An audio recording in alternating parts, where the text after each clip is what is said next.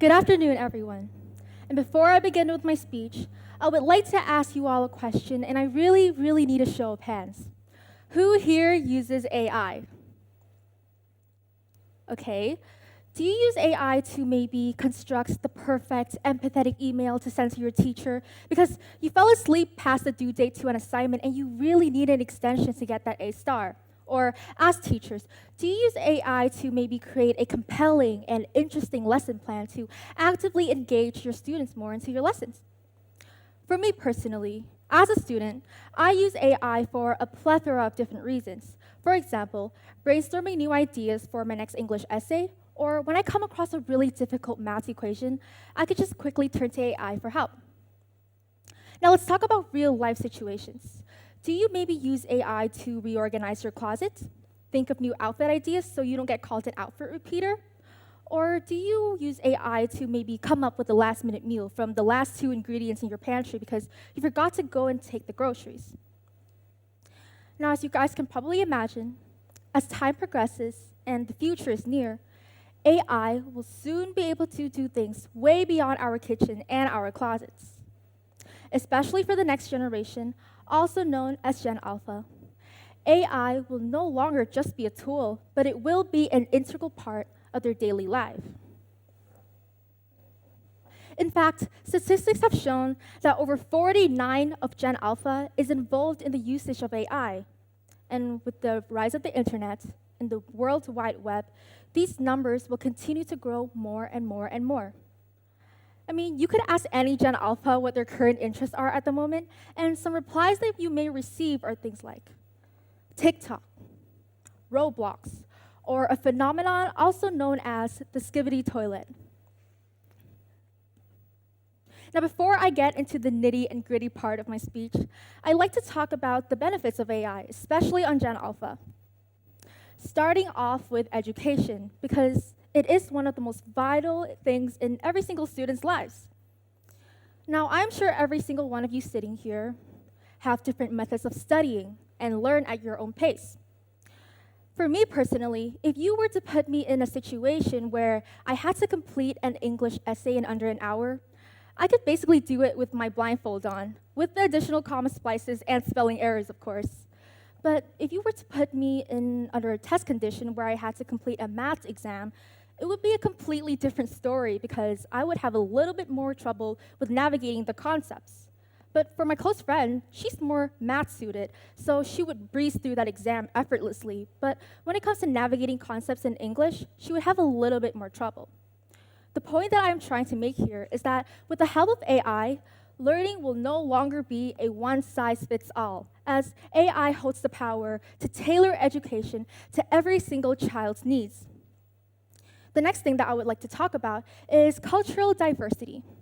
Now, with the rise of the internet and with the rise of technology, anyone could immerse in different cultures, learn about other countries' cultures in just a simple click of a button on Google. With the help of AI, Gen Alpha is able to immerse in different perspectives, understand people from around them, and in turn, they will have a more open mindset and they will improve and enhance their ability to think critically.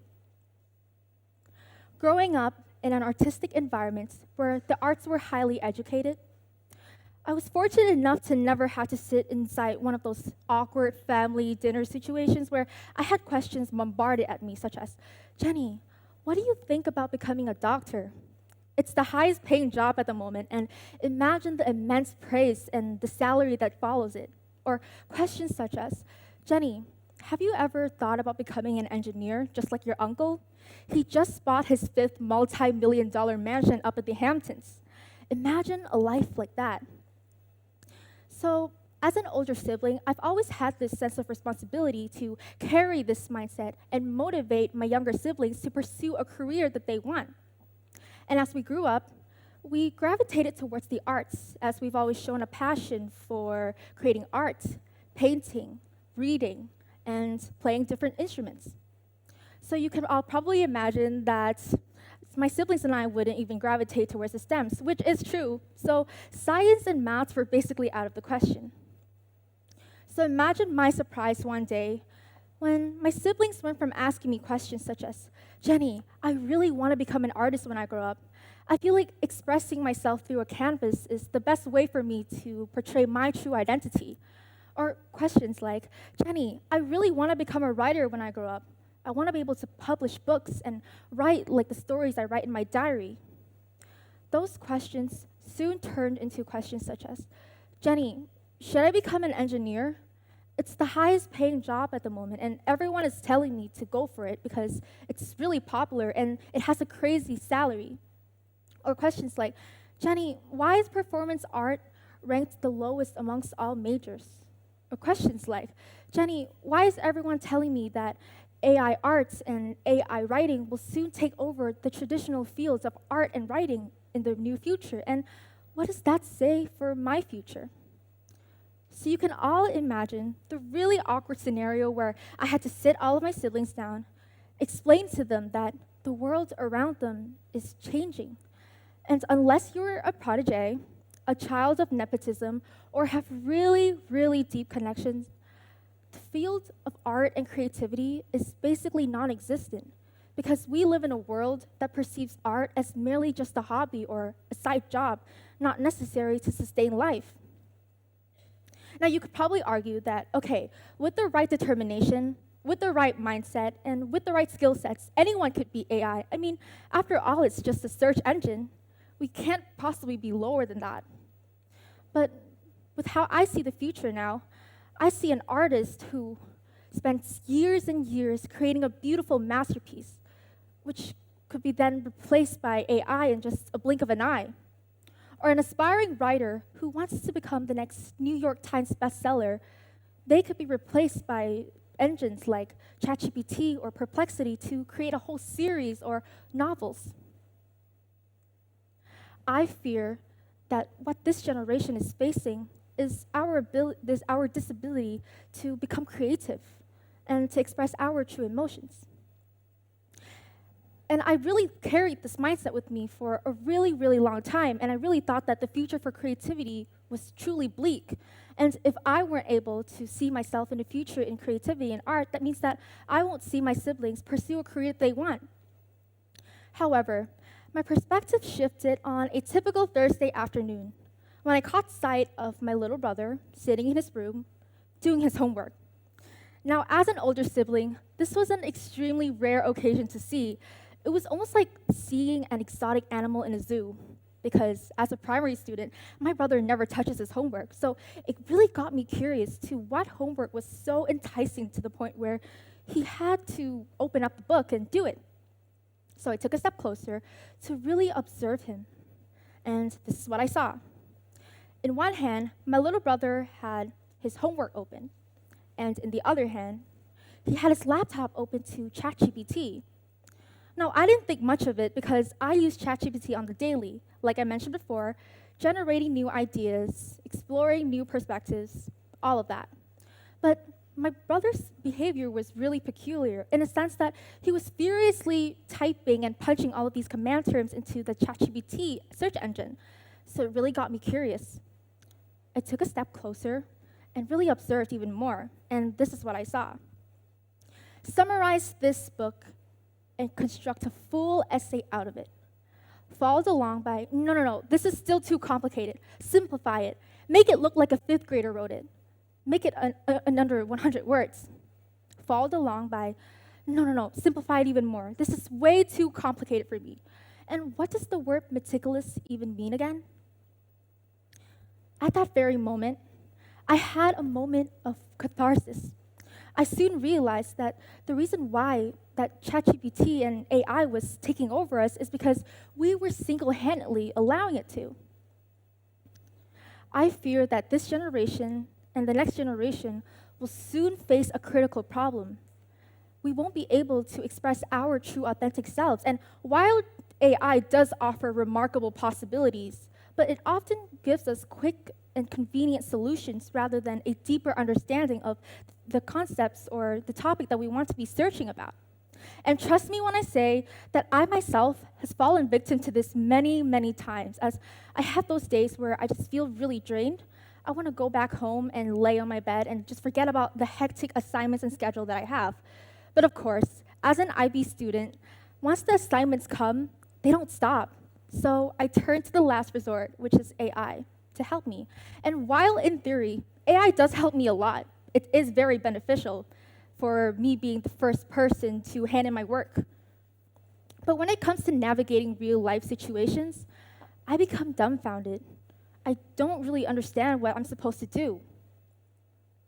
Every day, I see myself, my peers, and my siblings turn to AI for quick and easy solutions. And I believe that AI is stripping our ability from engaging in the messy and iterative process that true creativity often requires. And I believe that it is only through making mistakes and gaining experience is how we can flourish and how we can improve as individuals. But if AI is there to do all the work for us, what exactly is there to improve? If AI is there to make all the mistakes for us, then how do we flourish as creators and as individuals? Which is why, as the leaders of the current generation, we have the responsibility and power to guide, light, and pave the way for Gen Alpha. And here are a few of my solutions that could potentially fix this issue.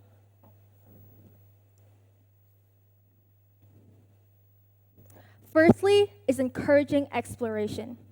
We must foster an environment where each and every single individual has the freedom to express their true authentic selves, as well as explore their deepest interests. Whether it's composing music, creating art, writing, reading, or anything of that sort must be encouraged so Gen Alpha understands their true potential in everything that they do, so they won't have to turn to AI for those quick and easy solutions anymore. The second thing is promoting critical thinking.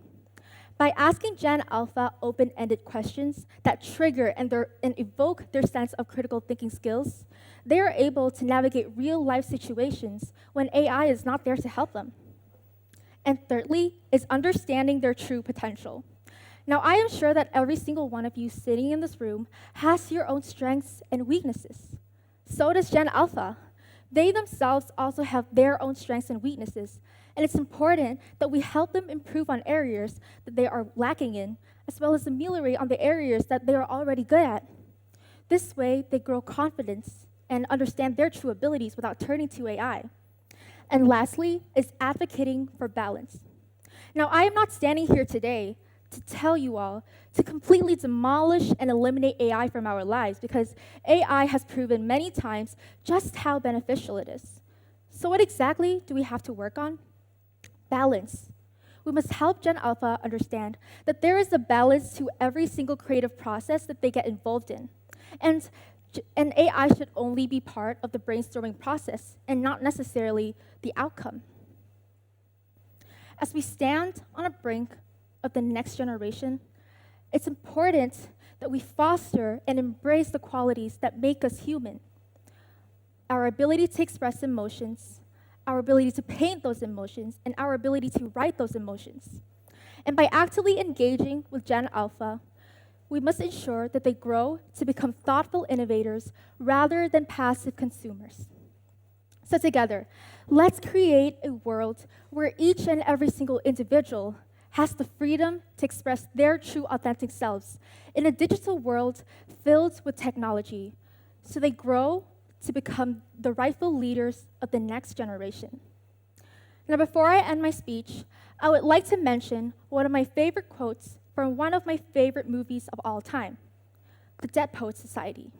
And the quote goes as follows: "We read and write poetry because we are members of the human race.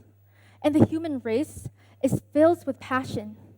Now, medicine, law, business, engineering, these are noble pursuits and necessary to sustain life.